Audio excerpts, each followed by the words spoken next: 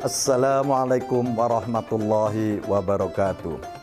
Bulan Ramadan kembali menyapa kita. Bulan penuh barokah yang sangat istimewa. Karena menjadi bulan diturunkannya Al-Quran, banyak keutamaan dengan kita membaca dan memahami Al-Quran. Oleh karenanya, menemani waktu menjelang berbuka puasa Anda, kami mempersembahkan tayangan edukasi Cirebon Mengaji yang merupakan persembahan pemerintah Kabupaten Cirebon dan Bajnas Kabupaten Cirebon. Selamat menyaksikan.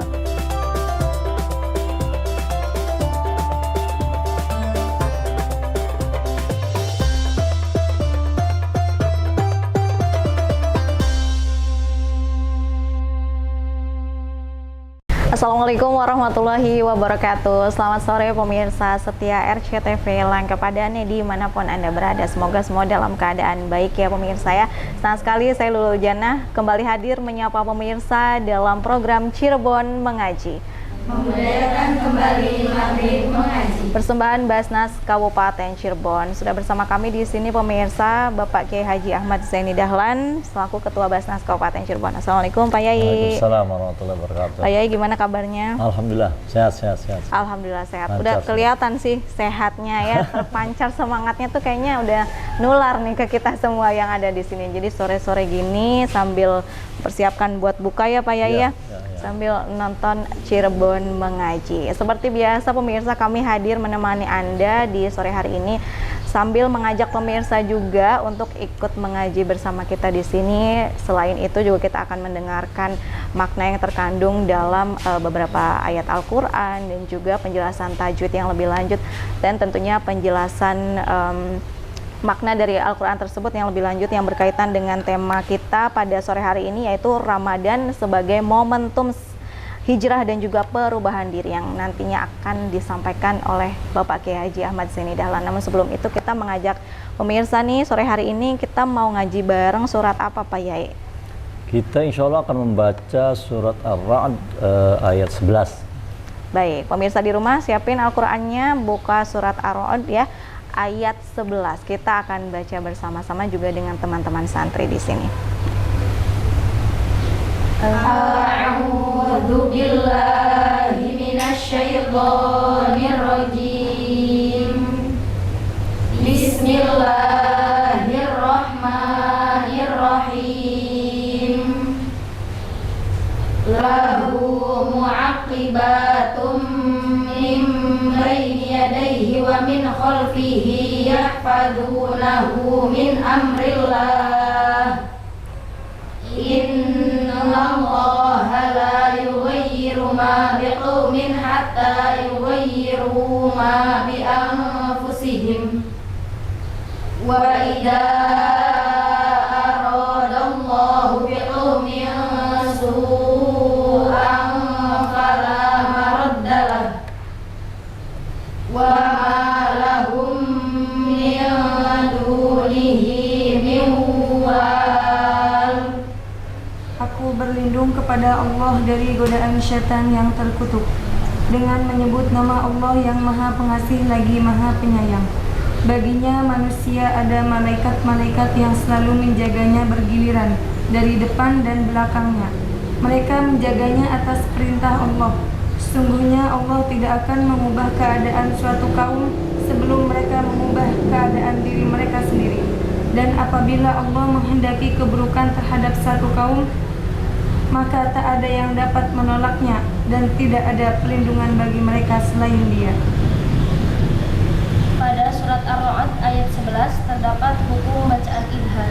Idhar sendiri bermakna jelas, yakni ketika ada nun mati atau tanwin bertemu dengan huruf halak yang ada 6, yaitu hamzah, ha, ha, ain, ghin, dan kho, maka dibaca dengan jelas seperti yang dijelaskan dalam salah satu bait kitab Hidayatus Sibyan yang berbunyi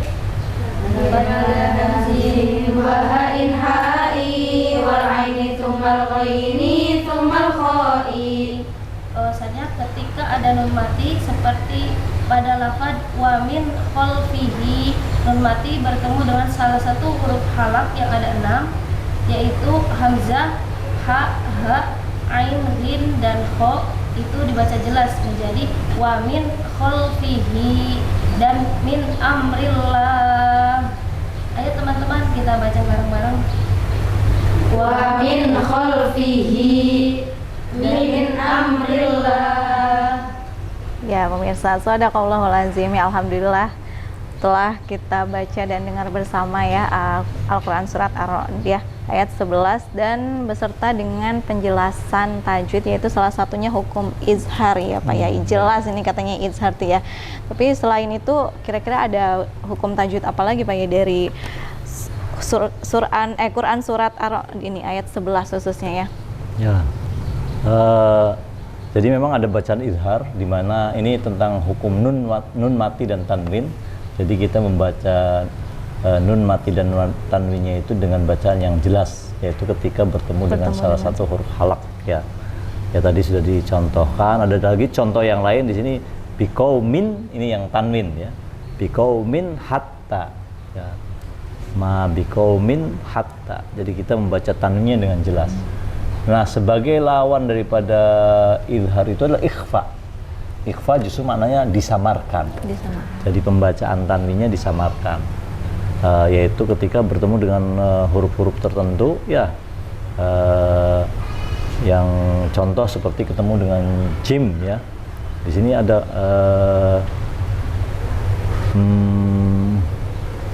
nah contoh seperti nun ketemu fa ini, biang tuh. Masih terbaca nunnya, akan tapi pembacaan nunnya itu disamarkan.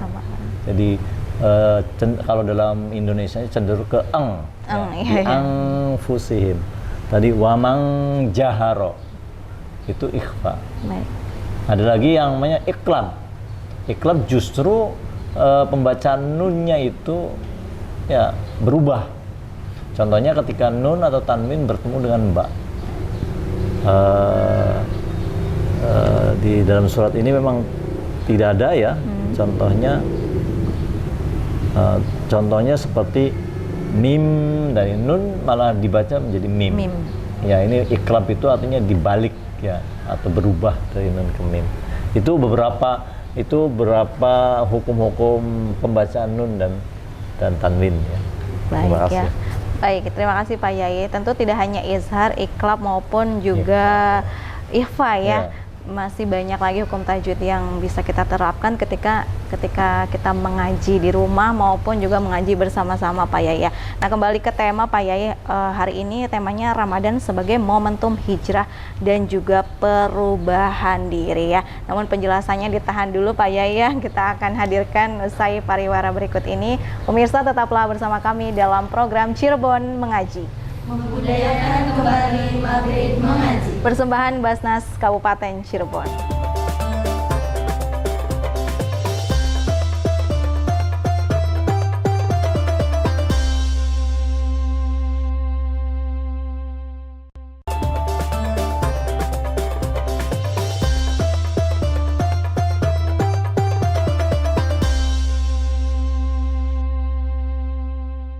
Terima kasih pemirsa, Anda masih bergabung bersama kami dalam Cirebon Mengaji.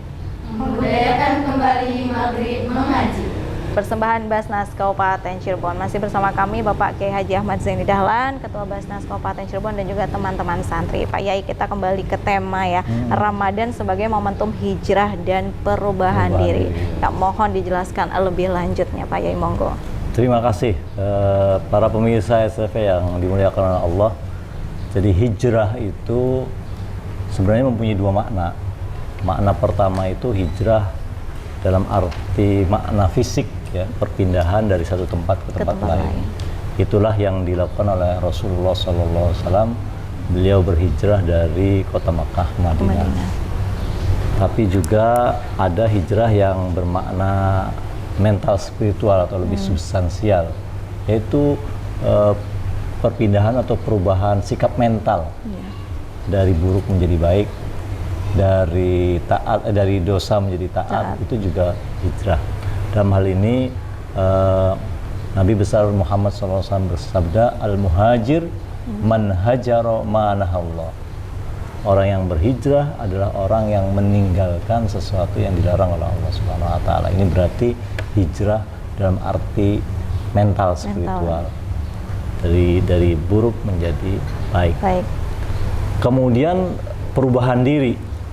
Tadi kita baru saja membacakan surat Ar-Ra'd ayat 11. Di situ disebutkan innallaha la yughayyiru ma biqaumin hatta yughayyiru ma bi anfusihim. Jadi Allah tidak bisa atau tidak akan merubah suatu kaum sehingga mereka sendirilah yang ingin merubahnya. Nah, oleh karena itu tentunya sebuah perubahan harus perubahan diri tentunya harus didasari pada keinginan dari diri sendiri untuk merubah dan bagaimana mewujudkan apa yang diinginkannya untuk merubah dirinya menjadi lebih baik. Nah, Ramadan ini adalah merupakan momentum untuk melaksanakan hijrah dalam arti hijrah yang substansial ya, bukan sekedar perpindahan tempat dari satu ke tempat yang lain. Karena bagaimana? Karena Ramadan ini ada dawuhnya Imam Ghazali ya, sebenarnya hikmah Ramadan ini bagaimana menciptakan sifat as-somadiyah. As-somadiyah itu adalah merupakan sifatnya Allah Subhanahu wa taala sebenarnya, Allahus Somad ya. Somad itu makna aslinya adalah pejal. Pejal itu sesuatu yang penuh. Yang tidak berongga. Nah, kita dibiasakan untuk tidak memasukkan apapun ke dalam tubuh kita agar kita merasa diri penuh. Gitu. Jadi, kepenuhan inilah yang kemudian menjadikan kita bisa tahan dari segala godaan karena kita sudah merasa penuh. Begitu juga dalam konteks dalam bermasyarakat. Ya, kalau misalnya soliditas masyarakat bisa dibangun, ditingkatkan, maka hubungan antar masyarakat itu menjadi kuat dan penuh.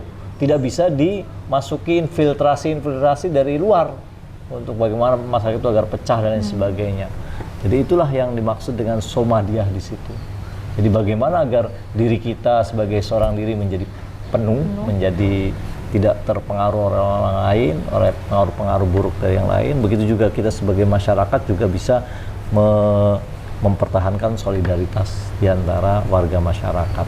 Nah, ini bisa menjadi pijakan tadi.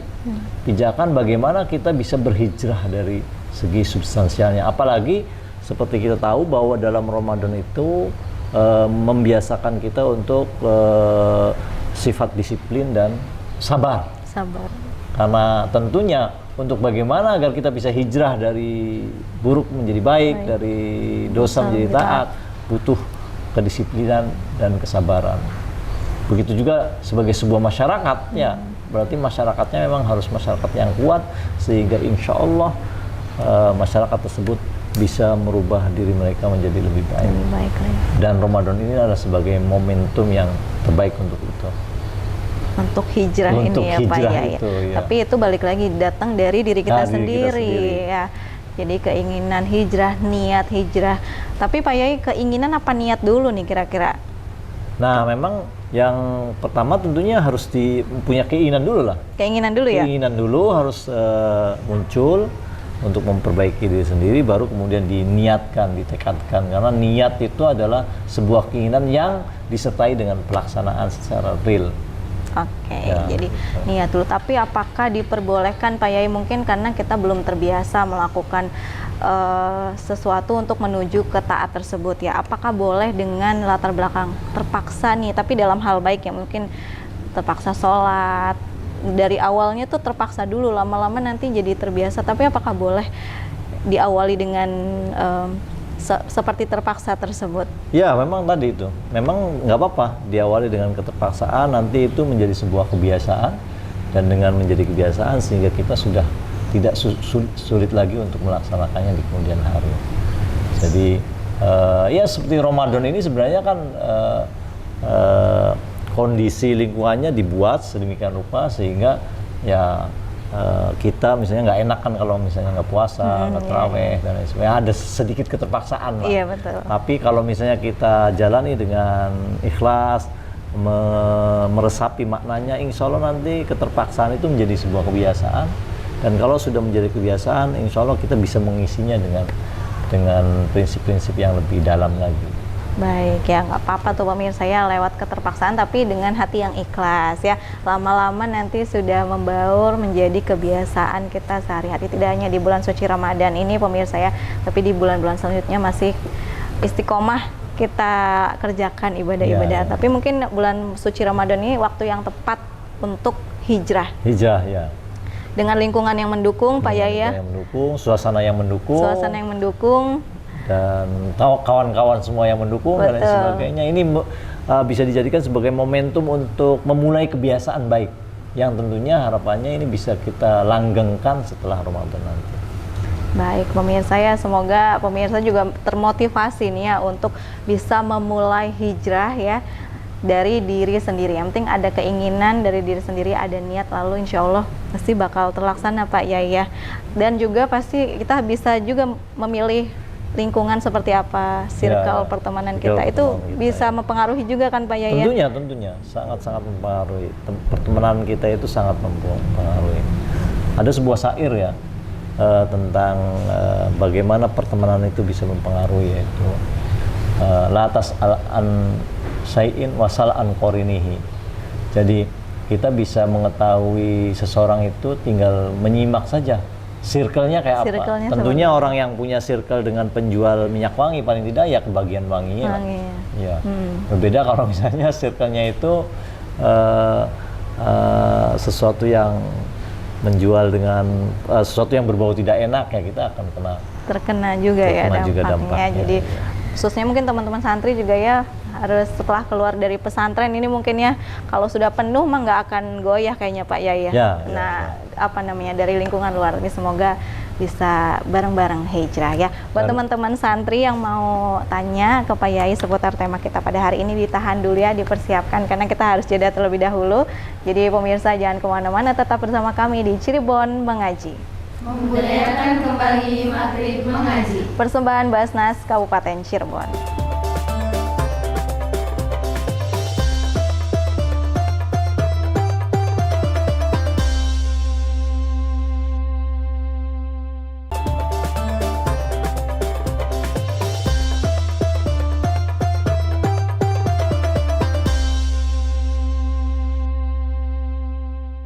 Terima kasih banyak pemirsa RCTV Anda kembali bergabung bersama kami dalam Cirebon Mengaji. Membudayakan kembali Maghrib Mengaji. Persembahan Basnas Kabupaten Cirebon. Pemirsa, di episode kali ini kami bersama Bapak Kiai Haji Ahmad Zaini Dahlan, Ketua Basnas Kabupaten Cirebon, dan juga teman-teman santri yang telah membahas seputar Ramadan yang sebagai momentum hijrah dan juga perubahan diri. Tadi sudah disampaikan juga oleh Pak Yai ya, bahwa Ramadan ini momen yang paling tepat untuk berpijak menuju ke lebih baik lagi atau berhijrah secara arti spiritual. Nah, kita beri kesempatan juga untuk teman-teman santri untuk mengajukan pertanyaan. Barangkali ada yang bertanya-tanya gitu ya, monggo silahkan. Oh iya, silahkan Anda. Perkenalkan, saya Esanul Azizah, izin bertanya tadi kan hijrah itu artinya perubahan. Nah, di era digitalisasi ini bagaimana sih tipsnya memperbaiki diri? Baik, terima kasih atas pertanyaannya. Betul banget nih, ini anak-anak muda semua Pak Yai ya, teman-teman santri dan pemirsa di rumah juga kayaknya mungkin antara Gen Z apa milenial ya. Jadi di era digitalisasi ini seperti apa Pak Yai? Monggo jawabannya. Terima kasih. Untuk bisa merubah diri sebenarnya ya mungkin tidak ada bedanya ya antara Gen Z dengan milenial dan generasi atau generasi saya lainnya. Saya nggak tahu ya. generasi apa ini.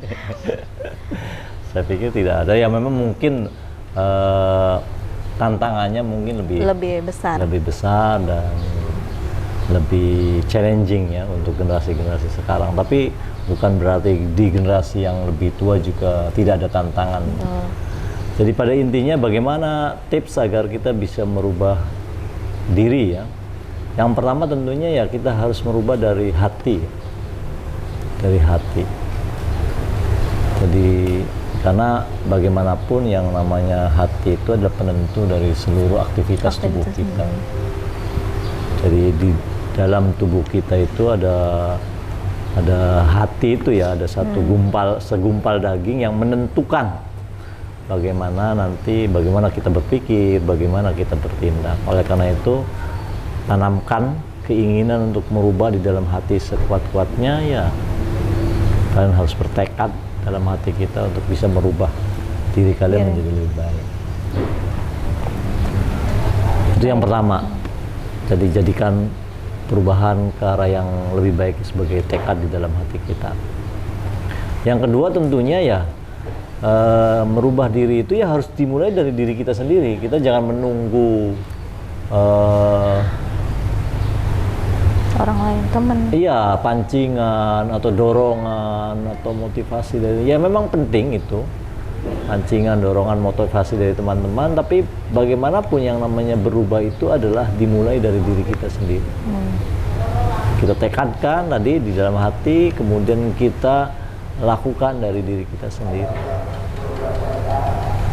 Nah, kemudian yang ketiga, nah ini masih berkaitan dengan ayat yang baru saja dibacakan. Tentunya kita senantiasa memohon pertolongan dan perlindungan dari Allah Subhanahu wa taala, sehingga tekad kita dan sudah kita buktikan dimulai dari diri kita itu bisa berjalan sesuai dengan apa yang kita harapkan, sehingga kita bisa menjadi orang yang baik, yaitu tentunya akan dapat terlaksana kalau misalnya mendapatkan perkenan dan pertolongan dari Allah Subhanahu wa taala.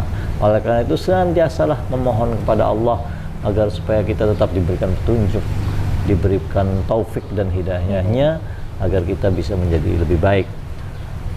Sebab tentunya kalau tanpa perkenan Allah, tanpa perlindungan Allah, dan taufik daripada Allah Subhanahu wa taala, maka tidak ada gunanya usaha kita. Tapi biasanya kalau kita mau berusaha, maka pasti Allah akan memberikan jalannya. Tapi usaha tentunya perlu disertai dengan doa. Barangkali itu tips yang bisa dilaksanakan dari generasi manapun, termasuk juga dari generasi Z ya, atau generasi A atau B dan lain sebagainya. Ya, milenial gitu. Pokoknya mencakup seluruh semua generasi ya Pak ya. Betul, harus tekadkan dalam hati, lakukan dari diri kita sendiri, dan kemudian memohon pertolongan Allah Subhanahu wa taala agar apa yang kita inginkan itu bisa terwujud. Baik. Tapi Pak Yai, kalau misalnya dari ketiga poin itu sudah kita lakukan, sudah ada keinginan, sudah bertekad juga, sudah selalu meminta pertolongan dari Allah, tapi jalannya tuh kayaknya susah banget atau berat banget. Itu maksudnya tanda-tanda atau ciri-cirinya tuh apakah hijrah kita atau misalkan taubat kita diterima kah atau tidak, atau ya memang di situ letak ujiannya, atau apanya tuh Pak Yai kalau ciri-cirinya gitu? Ya, sebenarnya yang namanya bertobat itu ya, makanya Allah menamakan dirinya sebagai At-Tawwab ya. At-Tawwab itu banyak menerima taubat. Jadi taubat dari kita itu tidak harus satu kali, dua kali, bisa berkali-kali. Jadi oleh karena itu ya, kalau sudah tadi tiga hal itu sudah dilaksanakan, kemudian sepertinya kok belum terbuka juga jalan untuk merubah diri, jangan pernah putus asa. Lakukan itu lagi, coba lagi, mulai lagi dari hati. Barangkali mungkin tekad dalam hatinya yang kurang kuat. Betul.